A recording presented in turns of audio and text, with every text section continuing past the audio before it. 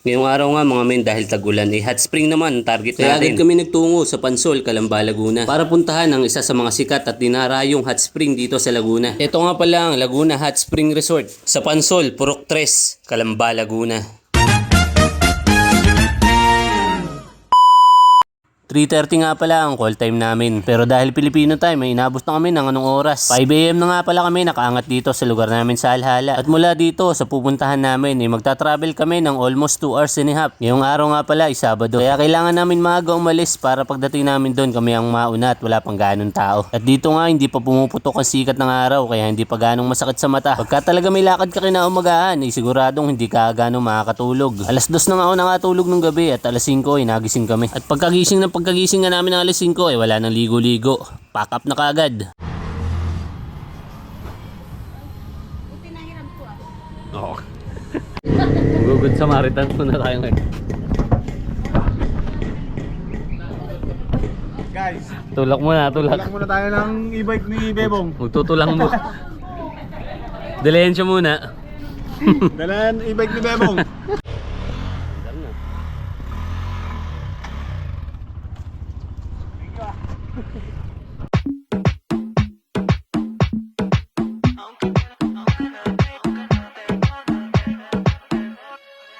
Nadie me dijo que dolía así.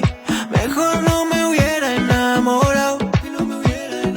Estaría mucho más feliz aquí, bailando con otra bien pegado. Pero estoy pensándote, con otro imaginándote. Voy a sacar a bailar a la que esté sola, solita. Juro que esta noche el mal de amores se me quita. Aunque tenga ganas de llamarte, no lo haré. Voy a meter el celular en una copa para que tú. At pagkatapos nga namin dito maglawmi, sibat na ulit kami. Dahil medyo malayo pa nga ang babiyahin namin. Napapansin nyo ba na halos ilang linggo na nag-uulan? Kaya sa mga ganitong panahon hot spring talaga ang hanap. Kaya pasout talaga ang lugar na tatahakin natin. Makalipas nga lang ang ilang saglit, nandito na kami sa lalawigan na Lumban, Laguna. Medyo mabilis nga lang pala ang biyahe dahil wala namang gaanong traffic dito sa lugar na to. At isang maganda pa rito, napakaluluwag at napakalilinis ng kalsada. Pagpasok nga pala ng Los Baños, medyo nagkaroon ng konting aberya. Medyo lumambot nga pala ang gulong sa likod nung kasama namin. Pero agaran din naman nasolusyonan. At makalipas nga lang ang mga ilang oras na pagbiyahe, narating na namin ang aming destinasyon. Di nga ganong maingay at mukhang kami ang unang customer. Mukhang una pa tayo sa first no? Kailangan natin mapagbabad kasi mamaya may lasa na yun kasi madami ingrown yung makakain ng isda. Isip patapon na. Kunyari, bili kami ng pagkain na sarili. Tembay may mga isda. Pwede ba lutuin yun? Laguna Hot Spring Resort. Uy, may freebies pa silang saging dito sa labas. Nakatsara. May bayad pag labas pare. Uy, learn. Oh. You learn.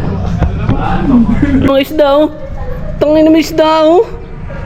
Tangin wala kasi dito sa Maynila oh. Kumakain daw yan ng paa Okay, we've had a problem here. This is Houston. Say again, please. I'll tell you one thing, I've never been much for rain, and it's not my place to give advice. Wish I could save you heartache and the sleepless nights, give you the cheap codes to get by. The times always change. All it takes is good luck and letting go. Flicking the match, let the fire grow. I love and I love and I love what it feels like. Good friends till we get old, so we can play back our videos. No matter the low, we get high on the good times. It's always a good time. natin kumakain talaga ng payong isda. Ate, kumakain ba talaga ng payong isda rito? Ha? Hindi ba? Akala ko makain natin kung kumakain talaga ng payong dito daw sa may Blue Woods. Dito daw pa. Hindi sila makakita Dapat kasi para wala na akong paa. Talantado. Sige to yung burtaw.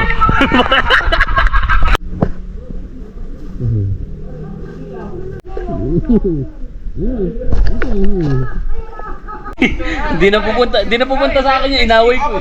Ayun lang nilulubog, testingin sila. Wala. Mamaya na kayo sa akin, dumuna kayo sa kanila. Puta kayo rin mo. Alaya, nakakakilit. Para di na ng pusa. Ang dami dito, mga talentado kayo.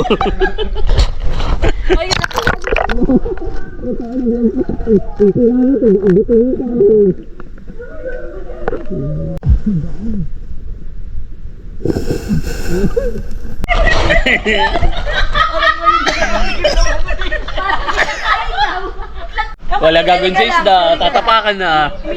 Talentado.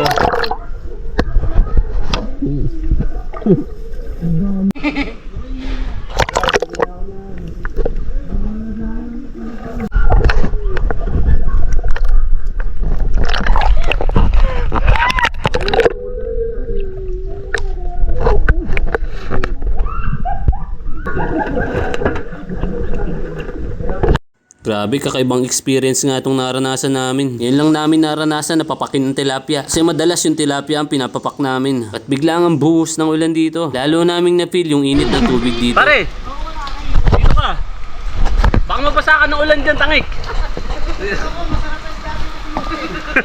Sa kabilang lalabasan na eh.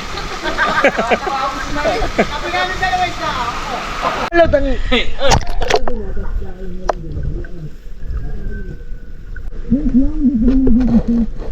At pagkatapos nga namin magpapapak sa isda, sinubukan naman namin sumisid or maglangoy-langoy ba dahil para makaramdaman ng pagod-pagod ba. At susubukan naman namin habulin yung isda sa ilalim ng tubig dahil sobrang dami at sobrang kapal nga rin pala ng isda rito. Di mo nga alam kung sadyan dito na ba talaga sila lumaki o may lagusan silang dinadaanan papunta rito.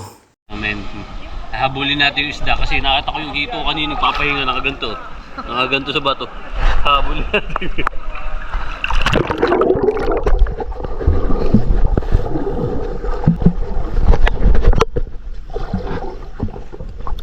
Trigo.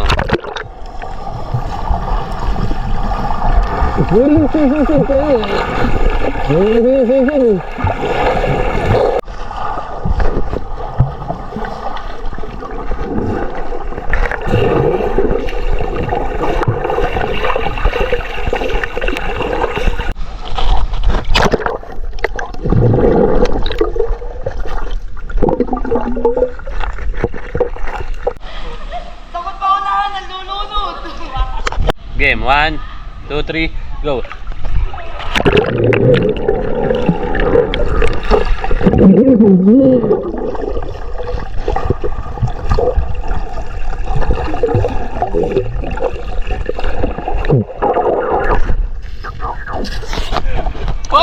At dito naispatan nga naming muli itong hito. Gaya nga ng sinabi ni ate, kung ano makahuli nyo, lutuin nyo. Pero mukhang aral na aral at napakabibilis ng mga isda rito. Kaya pala nagbanggit si ate ng ganun salita dahil mukhang malabo talagang mahuli yung mga isda rito. At saka delikado rin nga pala itong isdang to dahil sa tibo nito. Pag nadali ka nga pala ng tibo nitong isdang ito, talagang lagnat ang aabutin mo.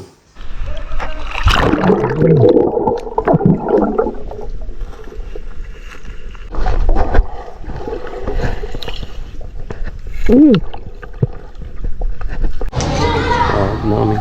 Tara na ba? Tara. Yo. Uwi na. Another gastos na naman. Babalikan! Tayo nag-picture. All clear. Oh, teka lang, may naiwan ako. Naiwan ako.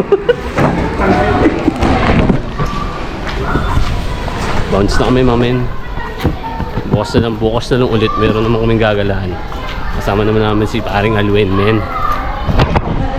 Ay, maraming thank you. Salamat po.